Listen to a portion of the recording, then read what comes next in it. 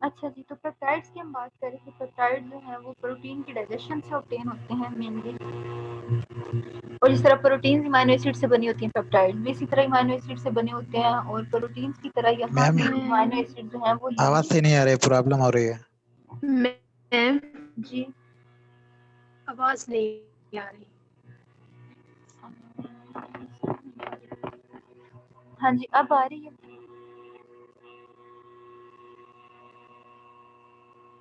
नहीं, यहाँ पे तो अब इशू नहीं है नेटवर्क। मैम आवाज आ रही है। जी आ रही है। ठीक हो गया। तो पेप्टाइड जो है ये short polymers of amino acids that are linked by peptide bonds. ठीक है, पेप्टाइड बॉन्ड क्या है? केमिकल बॉन्ड है जो कि दो अमीनो एसिड्स के दरमियान बनता है। और किस तरह से बनता है? एक अमीनो एसिड का कार्बोक्सिलिक ग्रुप होगा और दूसरे अमीनो एसिड का इमाइन ग्रुप होगा। अच्छा, आप ये देखिए अमीनो एसिड जब आपस में लिंक्ड हैं कार्बोक्सिलिक ग्रुप से और इमाइन ग्रुप से, तो एक अमीनो एसिड का जो इमाइन ग्रुप है दूसरे के कार्बोक्सिलिक ग्रुप के साथ आके अटैच होता जा रहा है। तो आप देखिए एक चेन बनती जो जा रही है, उसमें राइट साइड पे अमीनो एसिड होंगे और लेफ्ट साइड से जो आ रहा है सॉरी राइट साइड पे इमाइन ग्रुप होगा और लेफ्ट साइड पे कार्बोक्सिलिक ग्रुप है। ठीक है, एक अमीनो एसिड का। अब जो दूसरा अमीनो एसिड आ रहा है उसके साथ लिंक होता जा रहा है, तो जो स्टार्टिंग एंड होगा इमाइन ग्रुप उस साइड पे होगा और जो कार्बोक्सिलिक ग्रुप होगा वो चेन के एंड पे होगा। तो चेन का जो स्टार्टिंग पॉइंट है उसको हम कहते हैं एंड टर्मिनस। ठीक है, और जो उसका एंड पॉइंट होगा उसको हम कहेंगे ये है सी टर्मिनस। एंड टर्मिनस किस लिए? इमाइन ग्रुप की वजह से, और सी टर्मिनस कार्बोक्सिलिक ग्रुप की वजह से। ठीक है, अब हम कहते हैं कि प्रोटीन्स और इमाइनो जो ये है पेप्टाइड्स दोनों ही सेम है, दोनों ही अमीनो एसिड से बने हैं, दोनों में ही कोवलेंट लिंकेज है पेप्टाइड बॉन्ड की। तो फर्क किस चीज का है? फर्क दोनों के साइज का आता है और उनके मोलेक्युलर वेट का आता है। जो प्रोटीन्स होती हैं वो हाई मोलेक्युलर वेट होती हैं और जो प्रोटीन्स हैं उनका साइज भी बड़ा होता है, जबकि जो पेप्टाइड्स हैं उनमें तो 50 से भी कम अमीनो एसिड्स होते हैं। ठीक है, दोनों के मोनोमर बेशक अमीनो एसिड्स ही हैं, बेसिक यूनिट उनका अमीनो एसिड है, पेप्टाइड्स का भी और प्रोटीन्स का भी। लेकिन इनके साइज की बेस पे हम जो शॉर्टर चेन्स होती हैं ये पेप्टाइड्स हैं, और जो लॉन्गर चेन्स होती हैं, हैवी चेन्स होती हैं, उन्हें हम कहते हैं ये प्रोटीन्स हैं। ठीक है, अब जो शॉर्टेस्ट पेप्टाइड्स होते हैं वो डाइपेप्टाइड्स होते हैं, जो दो अमीनो एसिड पर मुश्तमिल होते हैं और दो amino acid single covalent bond से कनेक्टेड होते हैं। और दो से ज्यादा जितने अमीनो एसिड बढ़ते जाएंगे उतने ही जो पेप्टाइड बॉन्ड है वो इंक्रीज होते जाएंगे। लेकिन जितने अमीनो एसिड होंगे हमेशा पेप्टाइड बॉन्ड से एक नंबर कम होगा, कि अगर दो अमीनो एसिड है तो एक पेप्टाइड बॉन्ड से लिंक है, अगर तीन अमीनो एसिड है तो उनके दरमियान दो बॉन्ड होंगे, अगर चार अमीनो एसिड हैं तो तीन बॉन्ड होंगे। ठीक, अब जो अमीनो एसिड्स हैं वो आपस में लिंक करके एक चेन बना देते हैं। अब उस चेन के अंदर आके कोई और अमीनो एसिड इनकॉर्पोरेट हो जाए तो उन अमीनो एसिड्स को हम कहते हैं ये रेजिड्यूज हैं। ठीक है, तो रेजिड्यूज जो उस चेन का बेसिकली पार्ट नहीं होते, लेकिन जब वो एक दफा चेन फॉर्मेशन हो जाती है, अमीनो एसिड लिंक हो जाते हैं, उसके बाद जब आगे कोई अमीनो एसिड उसमें उस चेन में इनकॉर्पोरेट होता है तो उसको हम कहते हैं ये अमीनो एसिड में रेजिड्यूज है। ठीक है, अच्छा, उसके बाद ये क्या पेप्टाइड, पेप्टाइड की तो हमने बात कर ली। पॉलीपेप्टाइड क्या है? पॉलीपेप्टाइड भी पेप्टाइड ही है, लेकिन लॉन्ग और कंटिन्यूअस और अनब्रांच्ड पेप्टाइड को हम पॉलीपेप्टाइड। लॉन्ग चेन हो, कंटिन्यूअस चेन हो और उसके ऊपर ब्रांचेस ना अटैच हो।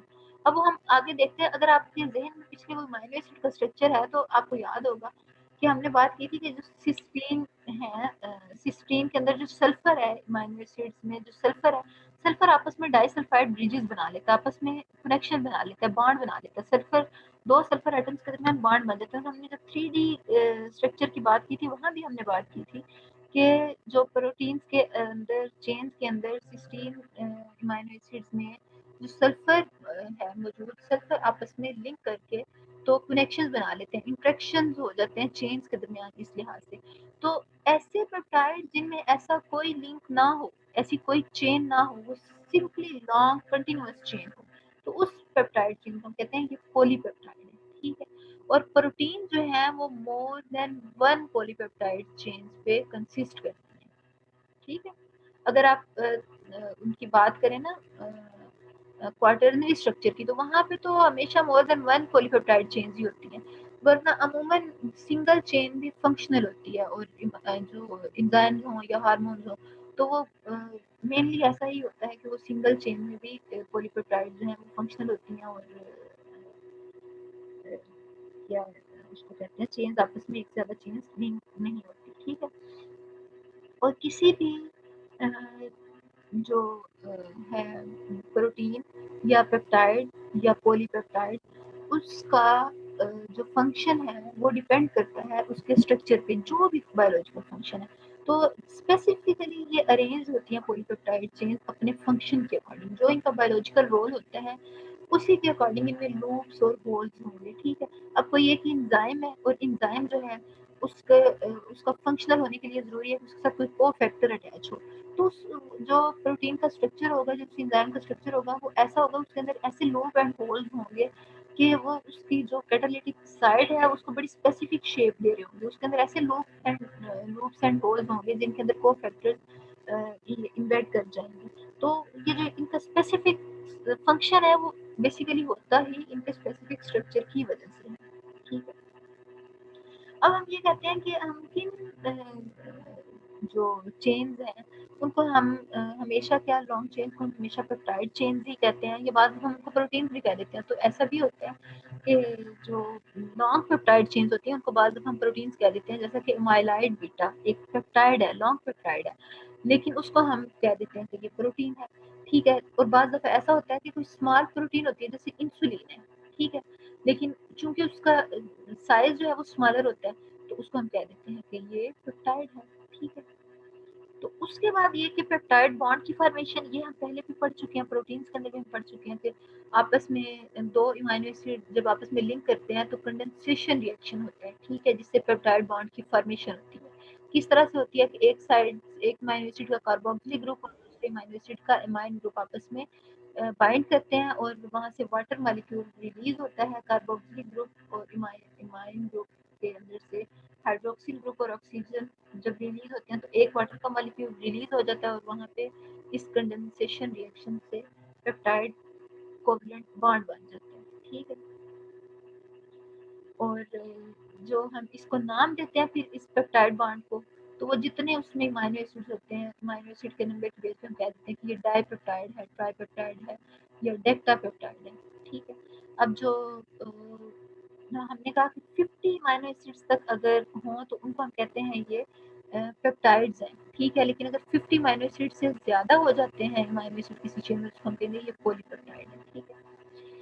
अच्छा, पेप्टाइड बॉन्ड जो है ये कंडेंसेशन रिएक्शन से जो बन रहे हैं, ये कर्सर आपको नजर आ रहा है, कर्सर शो हो रहा है आपके सामने? यस मैम, जी मैम, शो यस हो रहा मैम है। हो रहा यस है। मैम। अच्छा, आप यहाँ पे देखिए, एक ये अमीनो एसिड और दूसरा ये अमीनो एसिड, ठीक है। यहाँ से आप देखिए अमाइन ग्रुप का हाइड्रोजन जा रहा है, कार्बोक्सिलिक ग्रुप का हाइड्रोक्सिल, ठीक है, कार्बोक्सिलिक ग्रुप का हाइड्रोक्सिल ग्रुप जा रहा है और यहाँ से हाइड्रोजन और ये हाइड्रोक्साइड दोनों मिलके एक वाटर मॉलिक्यूल रिलीज हो गया और दो बॉन्ड आपस में पेप्टाइड लिंकेज से दो अमीनो एसिड आपस में पेप्टाइड लिंकेज से लिंक हो गए।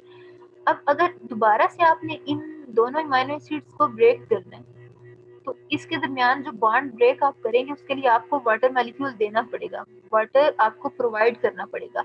और आप कैसे देंगे वाटर? उसको तो, ठीक है, यानी इसको फिर हम कहेंगे हाइड्रोलिसिस यहाँ पे हो रही है, यानी इसी तरह से आप वाटर को उसकी ब्रेक डाउन करेंगे हाइड्रोक्सिल ग्रुप में और हाइड्रोजन में और आप उसको इनकॉर्पोरेट कर देंगे उस बॉन्ड के अंदर, तो नए सिरे से दो जो अमीनो एसिड्स हैं वो सेपरेट हो जाएंगे, ठीक है। अब पेप्टाइड बॉन्ड की कैरेक्टरिस्टिक्स क्या होती हैं? पेप्टाइड बॉन्ड जो है ये स्ट्रॉन्ग बॉन्ड होता है जी। मैम मैम इनके लिए, इनको जोड़ने के लिए कंडेंसेशन प्रोसेस के लिए एंजाइम की जरूरत होती है मैम? नहीं, यहाँ पे एंजाइम नहीं चाहिए होते हैं। एंजाइम के बगैर हो रहा है ये कंडेंसेशन प्रोसेस? ये कंडेंसेशन प्रोसेस जरूरी नहीं कि हमेशा ही एंजाइम के बगैर हो, इसी तरह जरूरी नहीं कि हमेशा ही एंजाइम के साथ हो। बाज़ दफ़ा एंजाइम रिक्वायर्ड भी होता है और बाज़ दफ़ा एंजाइम के बगैर भी कंडेंसेशन रिएक्शन हो रहा होता है, ठीक है।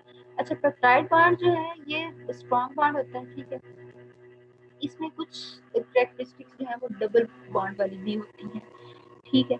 अब स्ट्रॉन्ग बॉन्ड किस तरह से होता है कि जो डीनेचरिंग एजेंट्स हैं उनके साथ ये अगर वो मौजूद भी हों, ये किसी मीडियम में इमाइनो एसिड्स मौजूद हैं, आपस में लिंक्ड हैं पेप्टाइड बॉन्ड से और उसी मीडियम में